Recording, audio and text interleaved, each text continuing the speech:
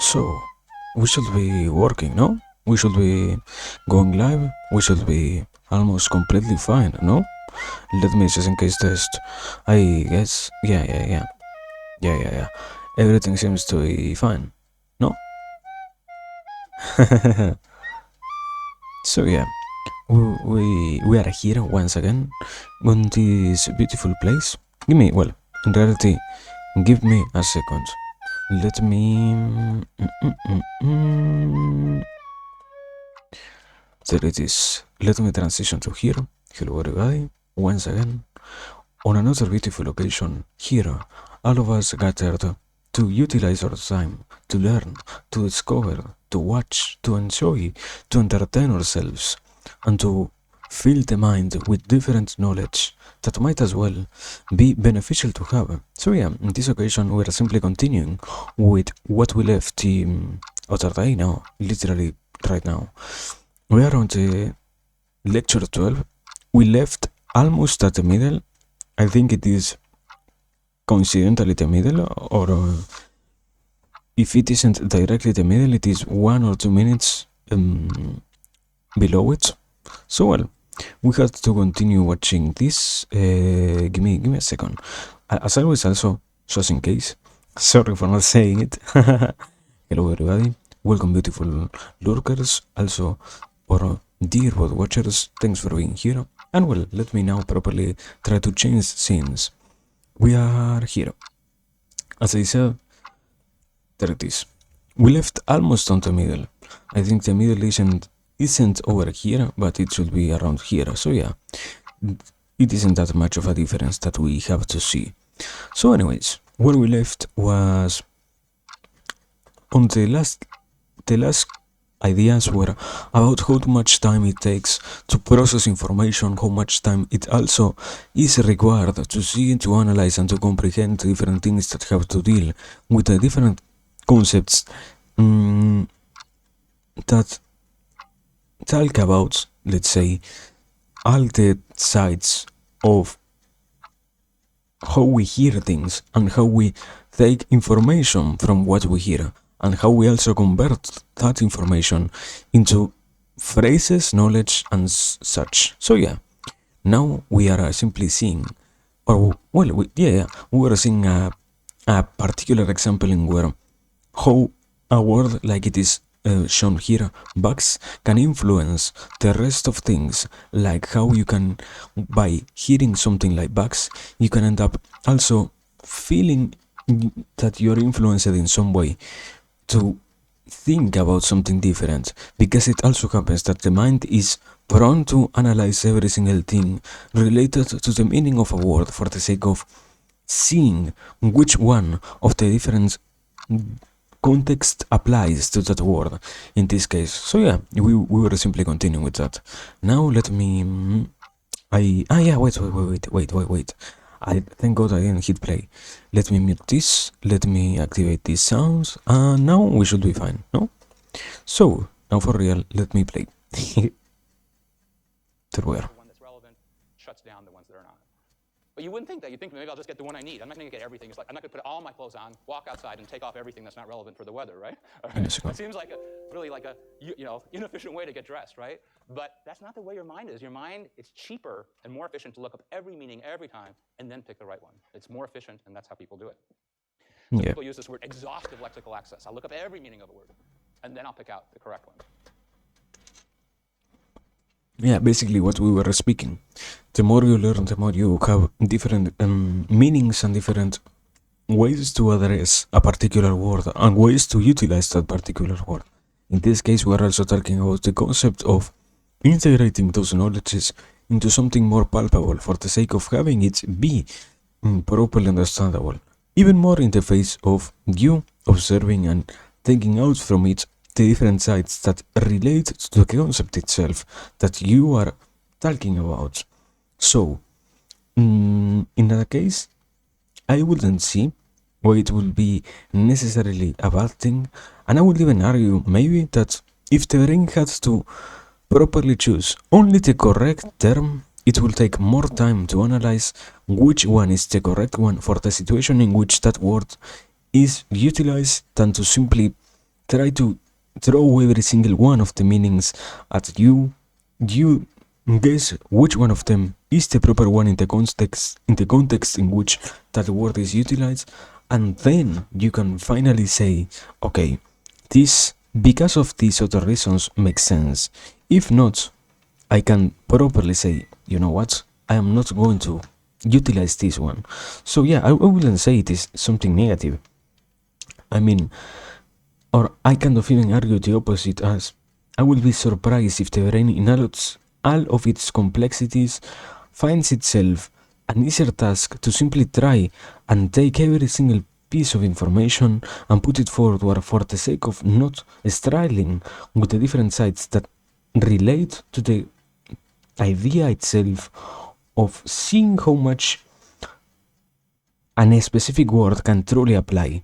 In the other hand, you simply throw everything and you see which ones might fit the best. And if you see that one in particular starts to fit the most, you pay more attention to that one instead of. I mean, how will you make it work like that? In a sense, for example, when you try to index a word, but based on its different.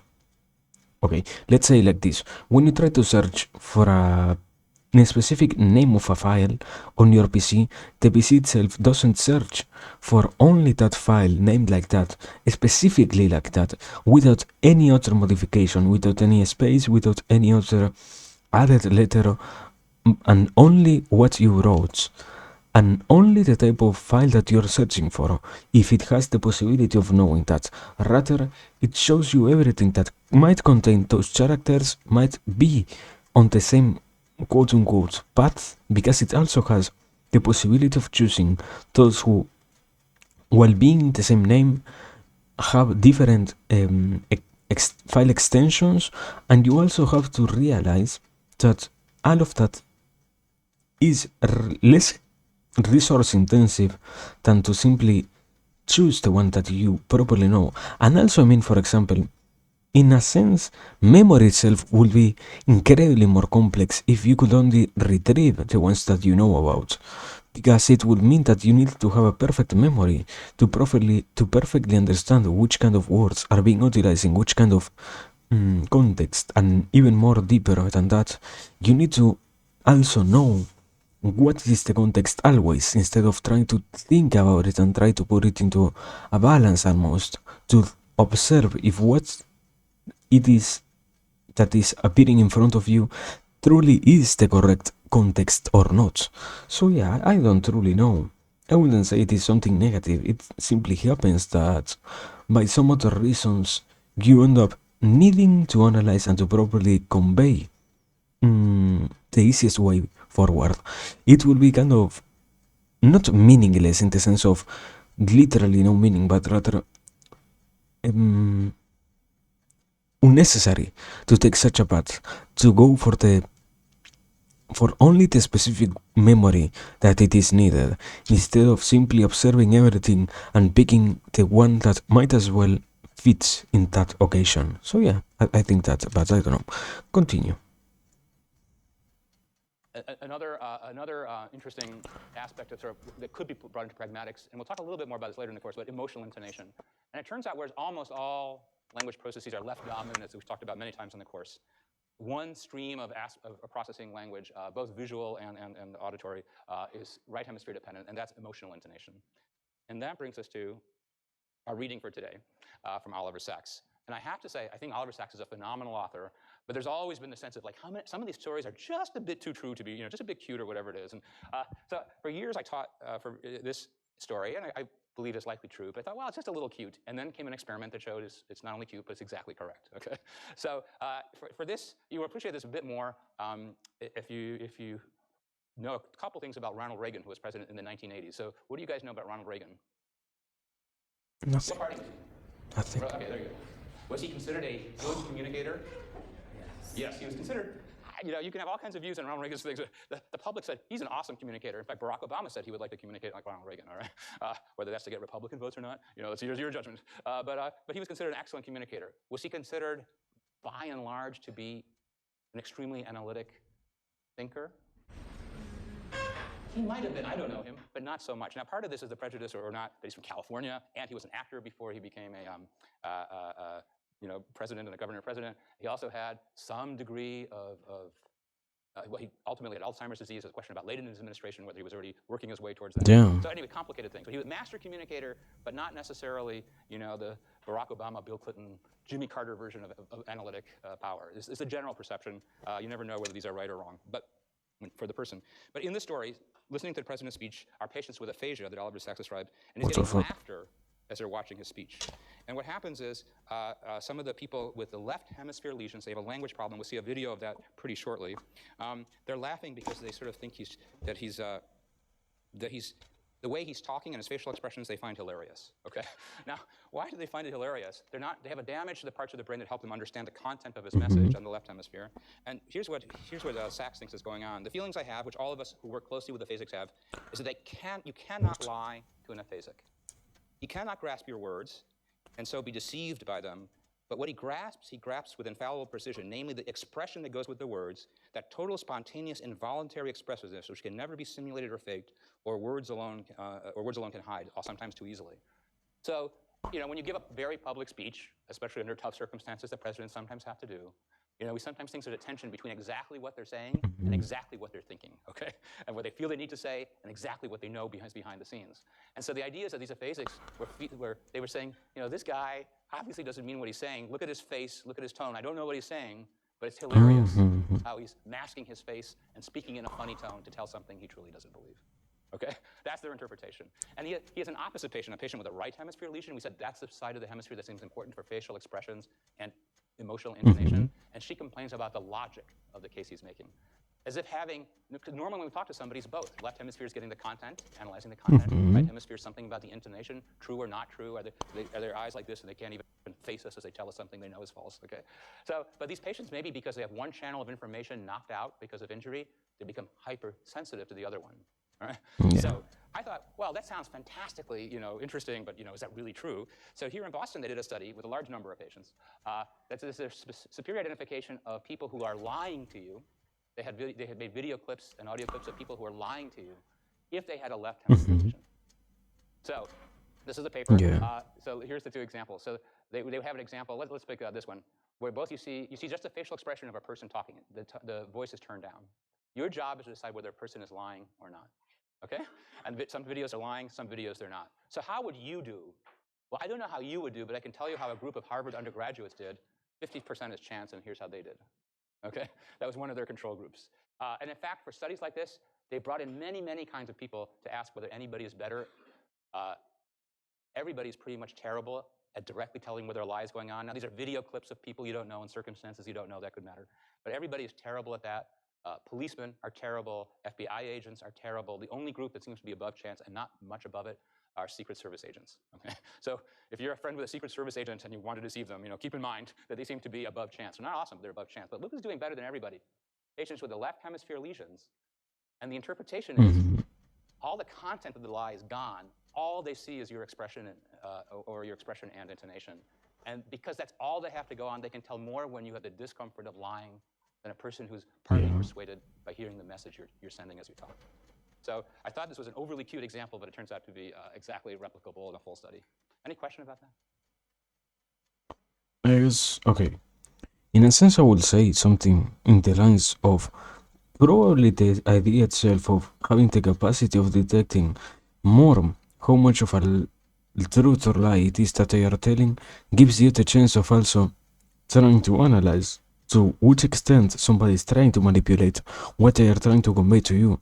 Not because what they are trying to convey needs to be directly manipulated, but also because, in a sense, we have a tendency towards lying most of the time for the sake of maintaining the peace, as we believe that it is necessary for us to not already tell the truth every single occasion, as it ends up sadly being harmful to both sides when you, without any worry whatsoever, decide to say what is only on your mind and what only occupies your visual focus for the sake of having that, let's say, thrown around, and for the sake of also letting others tell you if what you're saying is or is not real. And in those occasions, I will argue even, it might as well be beneficial to try and understand that it is necessary for everybody to try and not deceive or to change so much what they are, in this case, going to lie about, as it is, or as it ends up being incredibly easy to detect.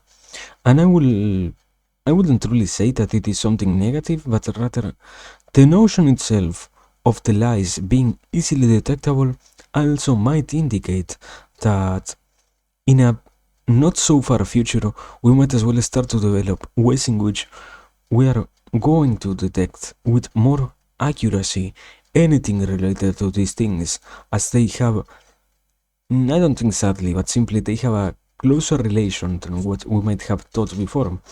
And I would even once again add more to all of this mix, with the idea also being, if you decide to lie, you're also exposing yourself to the possibility of getting busted by your lie, let's say, because you're accepting that what you did was at some point wrong, and you also are showing to others that you are not simply okay with it, but also that you might as well wish to test if others are capable of detecting your lie. In those senses, it also represents a big important factor to see how much you can or not truly intake what others say or not, in that sense. But I wouldn't really argue that it is anything negative, rather it simply exists and is part of the logic that falls behind all of these kind of arguments. And I do not say it as you need to believe that by telling the truth you are going to be in less harm. Rather, if you tell a lie, you also need to comprehend how easily how easy it will be to detect if it was a lie or not. Even more, as I was saying, nowadays, when we have so many possibilities of trying to detect that, or ways to directly detect if what you are saying is truly a lie or not. So yeah, I don't know. It seems rather positive in a sense, and on the other, kind of harsh, because it almost shows you that it is not a good thing to try and lie. But I don't know. Also, hello, Grain. Welcome. welcome. We are today, or well, right now we continue learning a little bit. Welcome. So yeah, I don't really see it as something negative. It just happens that almost by consequence of trying to intake so much knowledge, you end up being tied down by what you have to observe. And by having the almost necessity of processing all of those factors, you also need to sadly become aware of the reality that is going for something so incredibly chaotic, I will say. You might as well make an even bigger bet than what you could have predicted, in the sense of, and in this case, yes, you doing something that is not good, and because it isn't good, it ends up being easily more detectable than the rest. Not in the sense of lying by itself is bad. I don't know if I have talked about it or not, but I think there are some cases in which you can utilize a lie to properly try to reconcile realities, but in the sense of, by modifying what you are talking about, you end up limiting what the other side is capable of taking in, let's say. And by doing so, you also give away the possibility of them of noticing how much you are modifying what you are saying, because you also are as equal as them, human unconscious beings who have the capacity of constantly checking the inner dialogue that is existing in any existing or any pre-existing conversation. And because of that, you can also see sometimes how by simply almost sin of omission, you end up giving away that you decided to lie. And in those cases, I will argue, I mean, it is not only that, it is on the other side also, for example, the knowledge itself of how much of an emotion you try to put into your words. Because most of the time people doesn't really have that much control over their emotions when they are talking. They simply let them exist, and when you try to lie, it also sadly happens that you don't realize it. But, or it isn't that you don't realize it, most of the time you really do it consciously, rather, that you try to put a little bit more of an emotion behind it, just in case it might as well not feel so real if it didn't have it.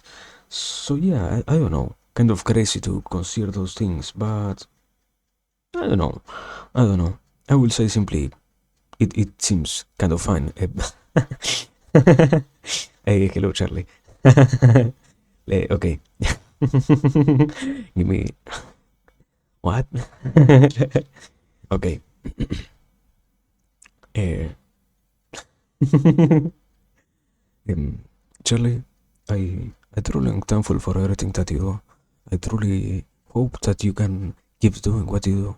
You seem to enjoy doing art, and you seem to be trying to improve as much as you can.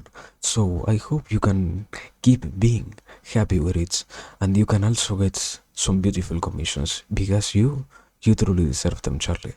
Thank you, and I hope you can also keep folding. There you have it. Man. Man.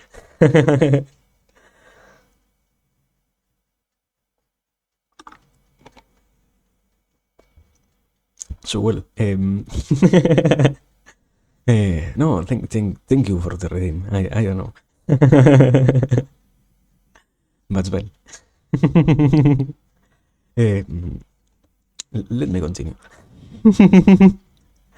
Man, I didn't expect that, you know?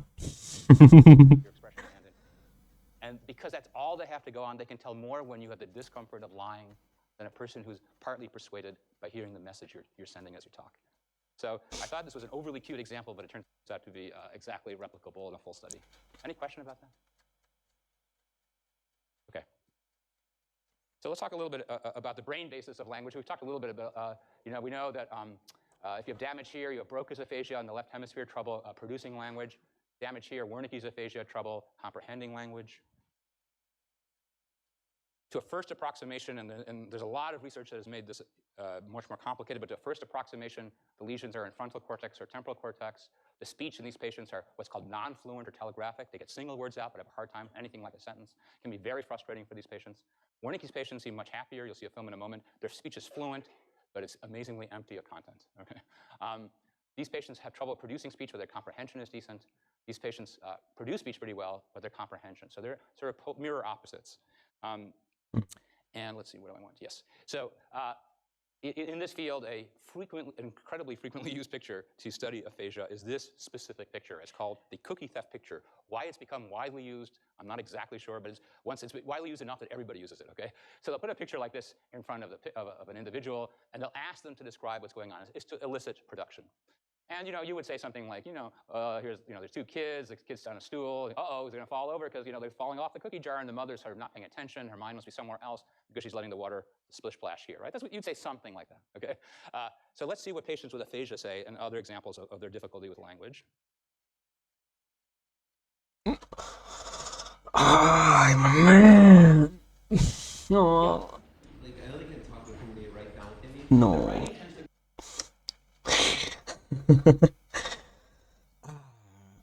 Anyways, I remember saying this, so we are not so bad. But okay, the example itself was what happens with those patients is they can only point out that the kid is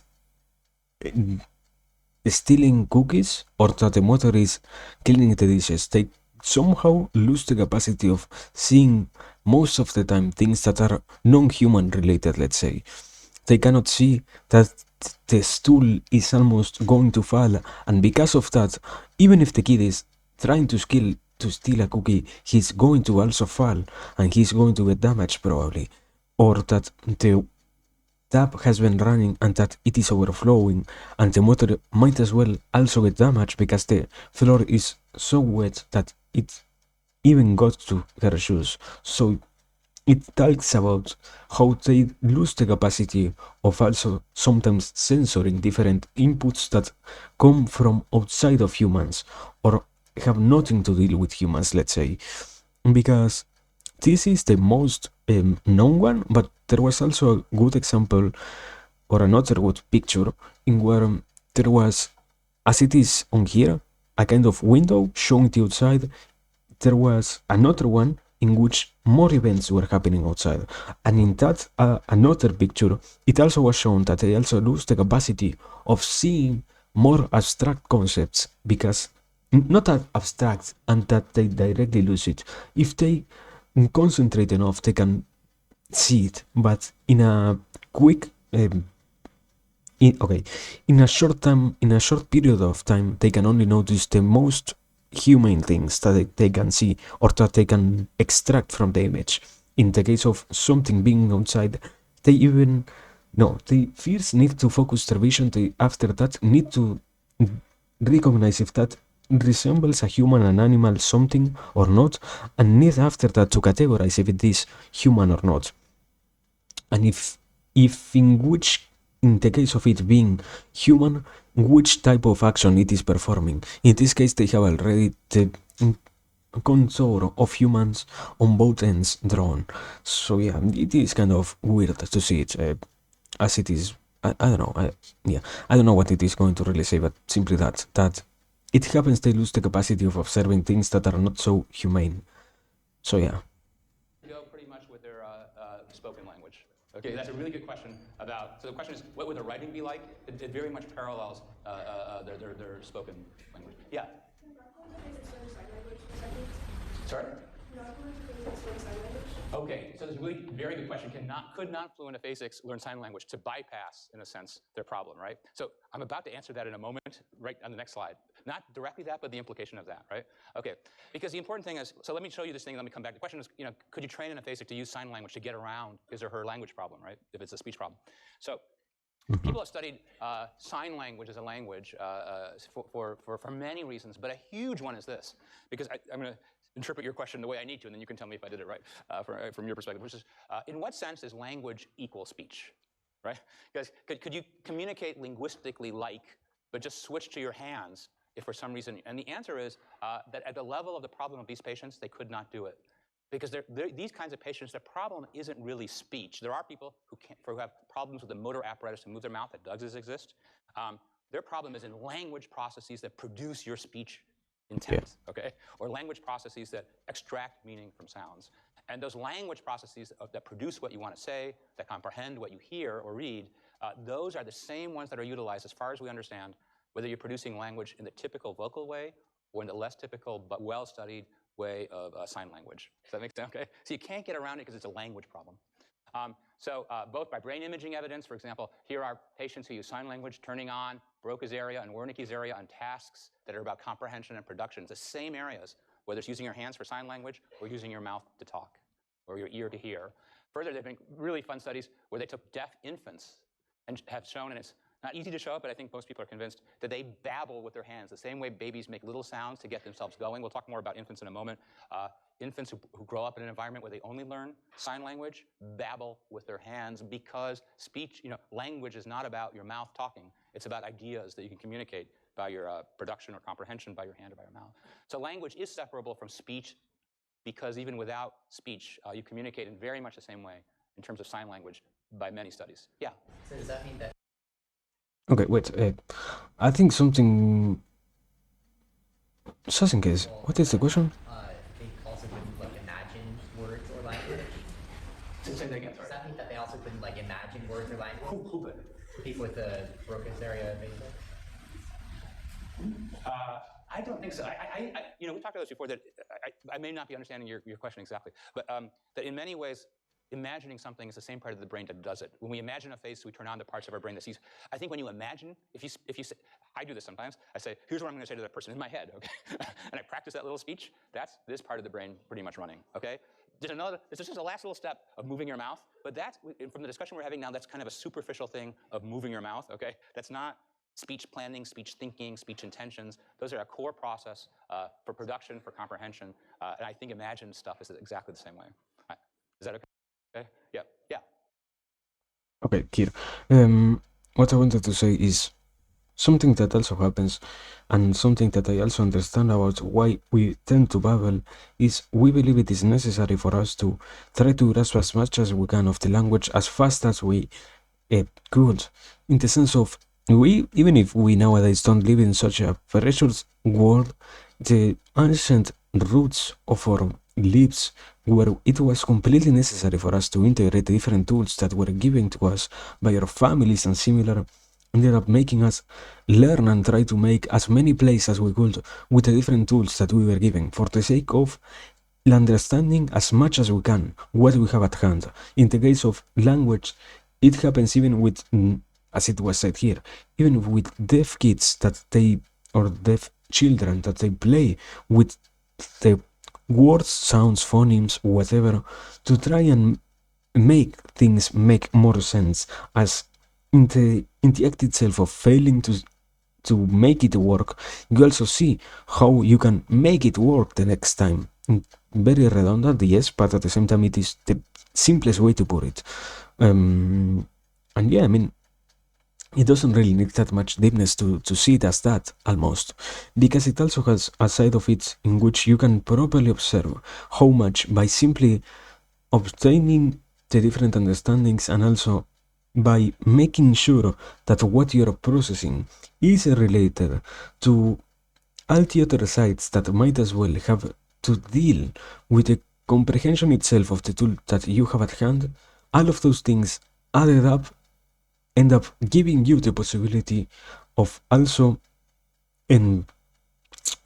making more sense of everything else that is already existing in your world, let's say. So yeah, I wouldn't say it is simply so weird why kids tend to babble, or even in some cases, for example, a form of not so primordial babble, it is to realize what?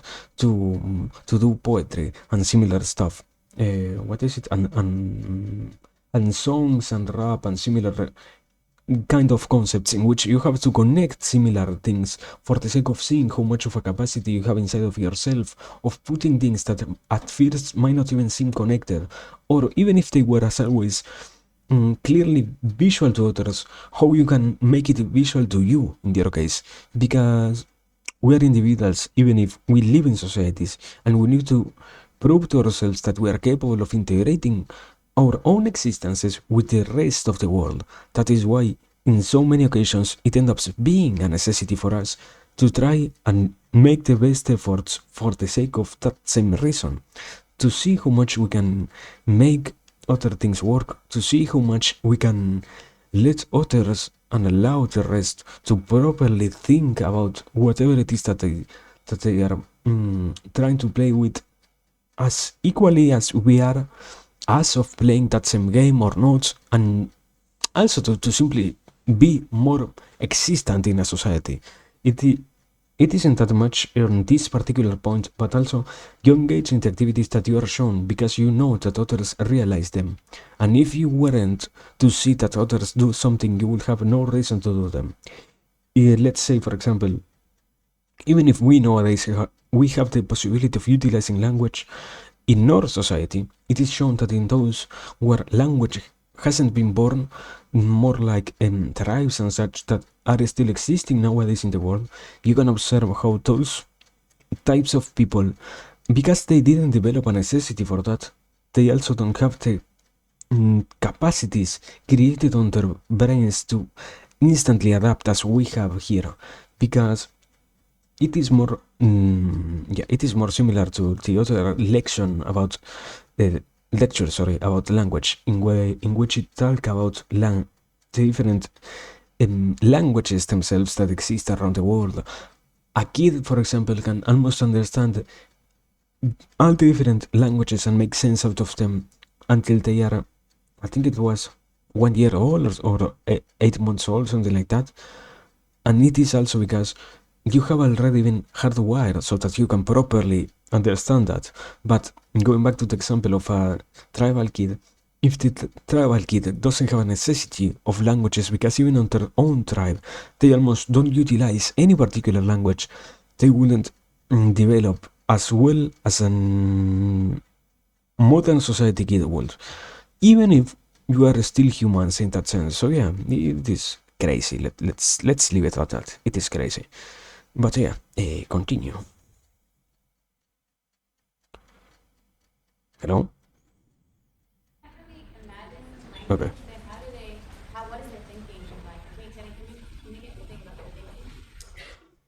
Yeah, that's a good. So the question is, if they're if they have these troubles with core language ideas, abilities, what's their thinking like? I can just tell you that it's a sort of a classic debate for humans how deeply language equals thought. But language now in the sense of speech, okay, it's just one of those things that people debate a lot. Because it depends what you mean by these things in many different ways. But if language means something like comprehending ideas in the world, it's hard to get around that for thinking about it. If it means planning actions in the world that change the world around you and communicating that, it's hard to not have that capacity for thinking in that way, right? So it's at this level, not whether you use your hands or your mouth, it's very hard to separate out what you might call thought and what you might call language. But keep in mind that these patients that we see, it's not like they lost all of language at all. So even though they broke his face across trouble producing language, he's produces some, and he comprehends it pretty well. So it's not like these patients have lost all of their language circuitry and therefore don't have thought available, right? They have a lot of language left in their head and a lot of thought left in their mind. Is that okay? All right. So one interesting thing that people have wondered, where brain imaging gives us evidence that we could. Okay, Nate.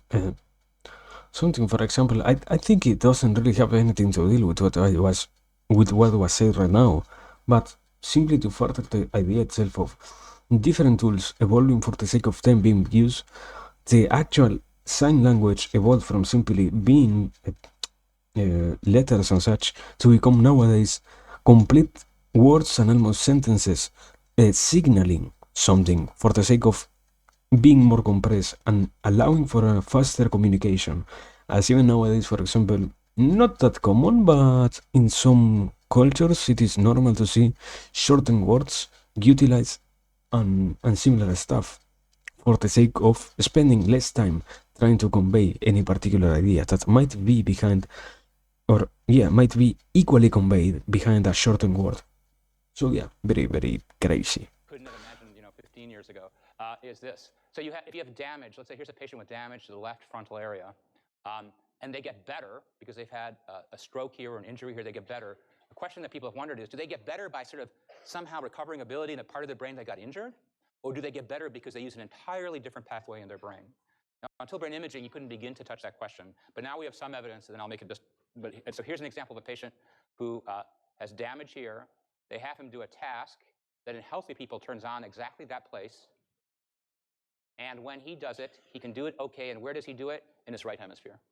So this patient seems to switch which hemisphere he uses for language. It takes time and training to recover that. But it seems like he's found an alternate pathway to produce a language somehow. Turns out that the more people have studied these things, the more complicated it gets. Maybe just the diversity of people, the diversity of injuries or whatever. So it doesn't always work this way. But often it seems like when people have better recovery from a large injury to the speaking left hemisphere, they find a way somehow through practice and training to get the right hemisphere to take over some of those responsibilities. Okay, language acquisition. So one of the most amazing things about infants, right, is they go from 0 to speech in just a couple of years and go through an unbelievable training and program of development. So what happens in 2 or 3 months, they perceive all the phonemes. They notice this change in phonemes. By 6 months, they start to ignore distinctions among sounds that are not used in their language, and was other language sounds. They start to babble. That's in some way getting their speech ready to go. By 8 months, they start to identify single words in a speech stream. In a year, their babbling becomes more adult-like sounding. But about a little bit after that, they get up to about 50 words in understanding. So comprehension always goes ahead of production. Children understand words before they can speak them. But then lagging, here comes a speech, telegraphic speech, short sentences at 2 years. And then, finally, pretty complete speech in many ways by 9. So it's a long, long process. Learning, 10,000 words estimated by the age of 6. It's a spectacular learning curve. When they do experiments on infants where they measure things like preference or learning by sucking rates on a nipple because they can't talk, they're trying to figure out what is the infant hearing. Within 2 hours of birth, they suck with more enthusiasm to their mother's voice over another voice. These are infants. This is their first visit to their mother, and you have to sign up to do this experiment. Now, they might have heard their mother's voice in a certain way, in the womb, right? So it's not, but they already have picked up by 3-day-old, they prefer language to many other sounds like music. Now we come to love music, but that's not the urgent business of the infant, okay? By 4 days old, they start to notice differences between languages. This is amazing, right? Their rate of learning is fantastic. And by 2 months, they can tell the ba-ga distinction, subtle distinctions, 40 milliseconds information, and they develop a continually strong preference for the sounds of their native language. Now, some years ago, people debated endlessly this left hemisphere specialization for language. This is fantastically essential and striking in humans. Does that grow over time, or is it in your mind and brain at birth, okay? And the evidence is pretty compelling from many sources, but here's maybe the most. Here's fMRI on 2-day-old infants. You might ask, how do they instruct the infants to lie still in the scanner and participate in the experiment? And the answer is, at 2 days old, infants mostly just lay there and don't do much, okay? All right? I mean, they don't do much. I mean, there's a lot going on in their mind, but they don't have much physical apparatus to do much. So you could swaddle them very warmly. You just you put them on a cradle into the fMRI scanner. The parents have signed up, for them. And you can play them sounds while they just lay there and do nothing. They can't push buttons, they can't do stuff, but you can see what's happening inside their brain. And at 2 days old, here's a left hemisphere response to language compared to the right. So it's there as, instantly, we believe. It's been there actually in the womb as the child's been developing. This left hemisphere genetically set up dominance for language in almost everybody. fMRI, just for those of you who, again, we can start doing it at about age 5, but from about 3 months to age 5, it's incredibly hard to do children in a scanner. But the first couple of days, it's not so hard. Now, a really interesting line of research has talked about motherees. Have you heard this term? Motherees. So how do grown-ups, even college students, talk to babies? You talk to babies just like you talk to everybody else? No. Cute baby, baby. Everybody looks like an idiot, right? Okay. All right. And you could just think, okay, that's just people being idiots around babies. But it turns out there's been beautiful, beautiful studies to show that what you spontaneously do this, and you and I don't take motherees or fatherees courses, right? What we do spontaneously is that way of elongating sounds, the intonations we give are incredibly perfect to help the baby learn language. We're exactly doing what they can understand, okay? And that, again, must be virtually in our genes, I think. It's, we hear it around, so it's not zero. But the short pauses, careful enunciation, exaggerated intonation, baby, you can do experiments where you take language and you get rid of those, and the babies are like, they don't know what's going on, they're not interested. You put them back in, boom. Those are perfect for the baby, okay? So it's amazing, not only how babies are ready to go, but how adults who talk with them are ready to go. I mean, it's just amazing, okay? None of us will ever be as good a teacher in a classroom as all of you will be with a baby anytime you talk with them, right? It's just amazing. So there's beautiful experiments that show that every time you tinker with the way that mothers spontaneously or parents spontaneously talk to infants, you make it worse, less interesting, and less informative for the infant. I mean, for example, something that also applies to this same concept is the idea itself. There are so many underlying functions on the side of the human and the more obviously also on the mother and father, so those figures that are getting prepared to take care of the children, that they start to undergo so many changes that before the mother got pregnant, both the parent figure and the mother themselves are almost not even the same humans that they end up being after giving birth. So it can, in a sense, almost show that it isn't that weird to think that, yeah, there might be some possible explanations as to why stuff like this happens, At the end of the day, for example, the knowledge about you needing to repeat things, we cannot really trace back, or you needing to repeat things for the sake of truly remembering that and also truly learning that on the other side.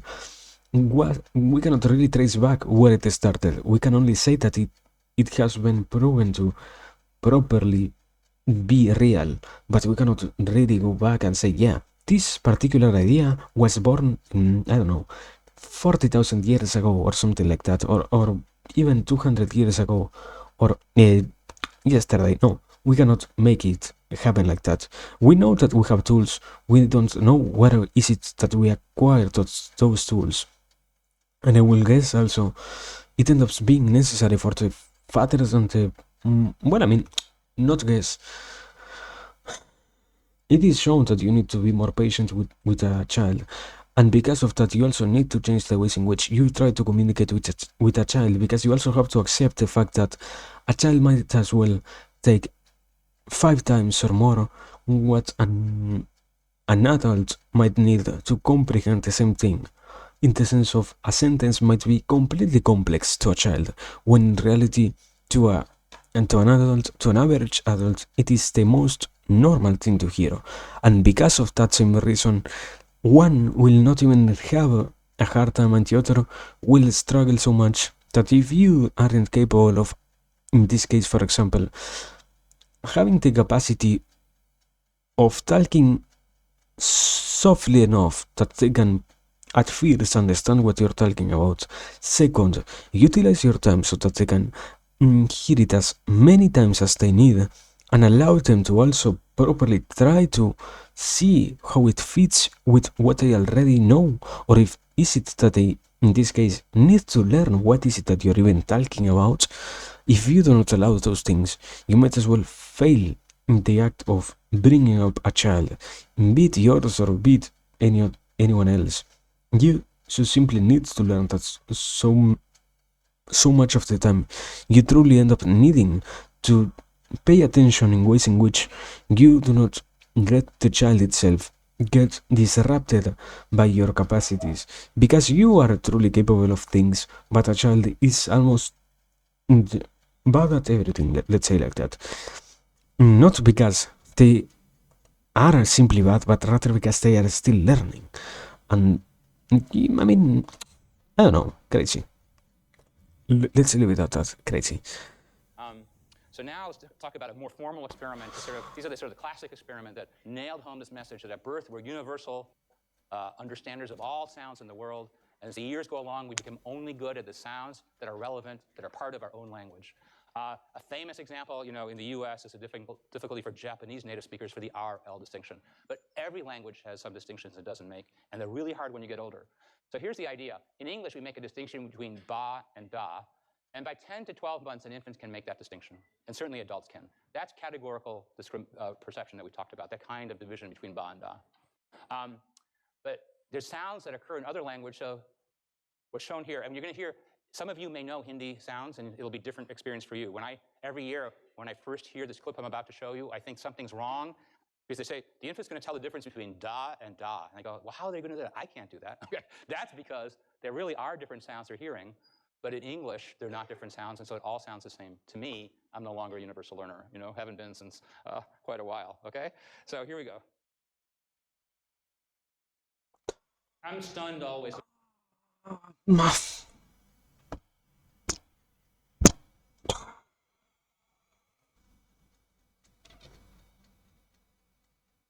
It is fine.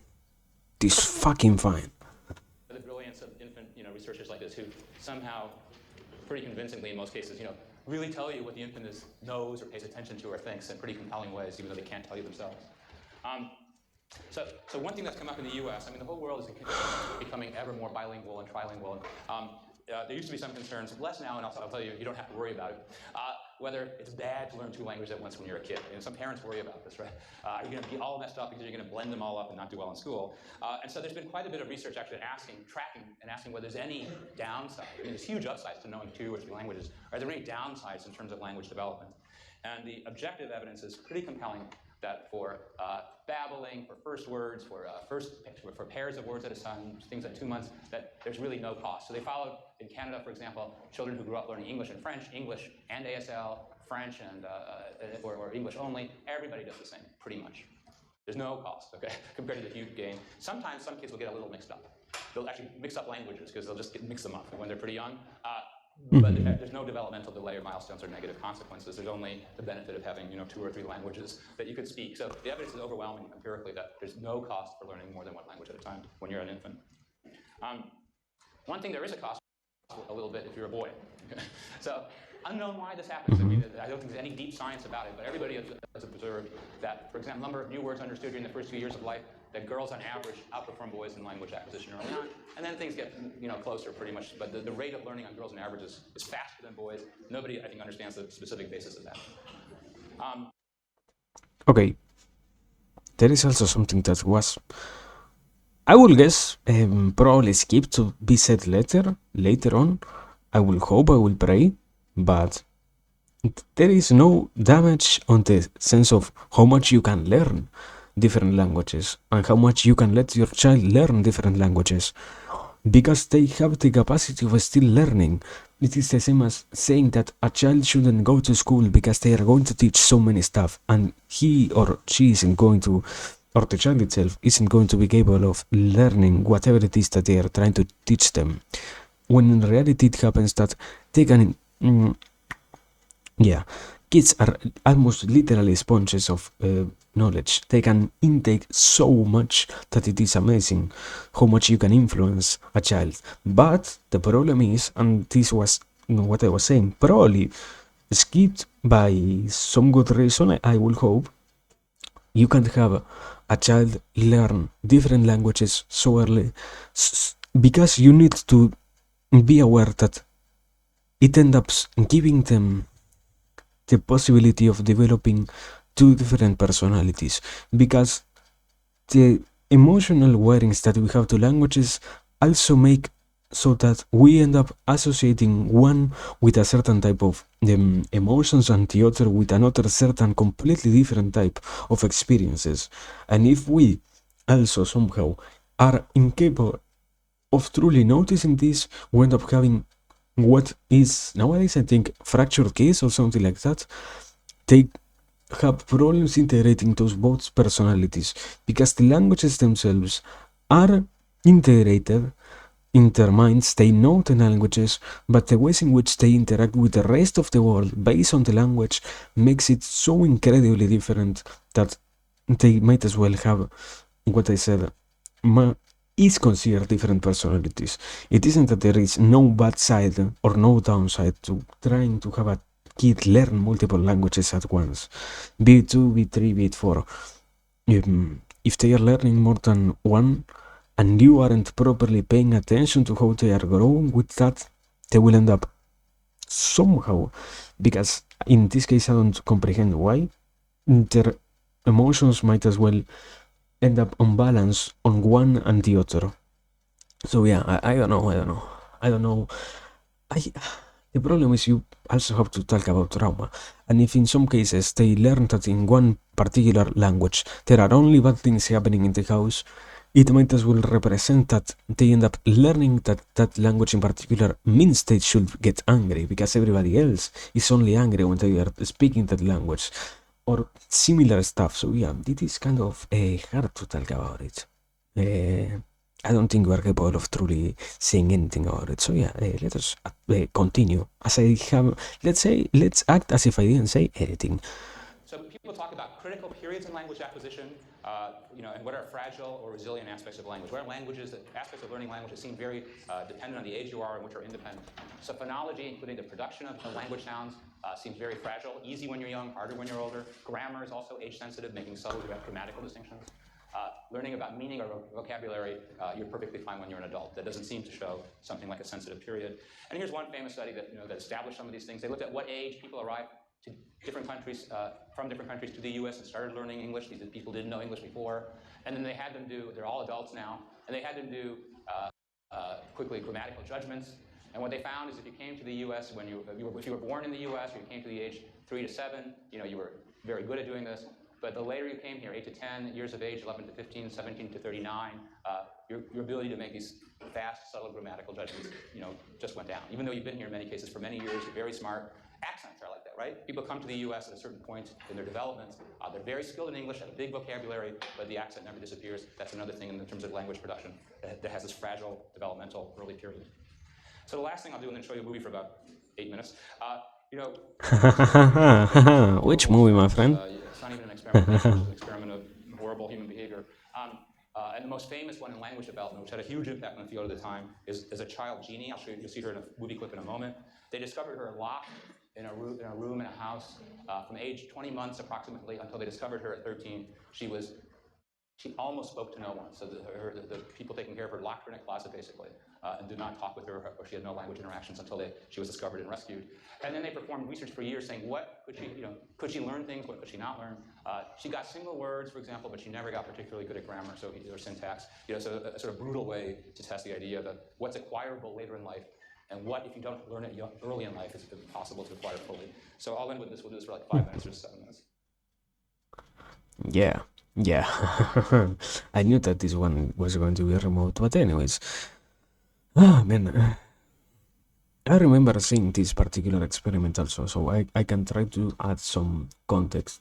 It happens that, well, I mean, what he said basically, you have a hard time trying to learn about anything that is out of your realm of experience, and even more if you're isolated. In this case, you have also to put into consideration the fact that neurochemistry itself also talks about the damage that produces to a brain to be isolated. So it was considered that maybe in some cases, or not in some cases, in some probabilities, it also affected Ginny, the fact that it was isolated so much, not only from language itself, but also from the whole society aspect of being a human being. So it is complex, let's say like that. It has many different variants as to why it was so completely twisted, the way in which things turned out to be. But it isn't completely negative on the other side, as it also represents the possibility of seeing that in some cases, even if you think you haven't had the possibility of properly developing, you can find yourself learning things that in other times you might as well have believed were impossible for you to acquire. Because what also revealed this study was, as long as you have the most basic tools on life, you can develop them into incredibly more complex ones. And even if it was 13 years old, Ginny was capable of properly absorbing the concept of language, even if nobody tried to show it.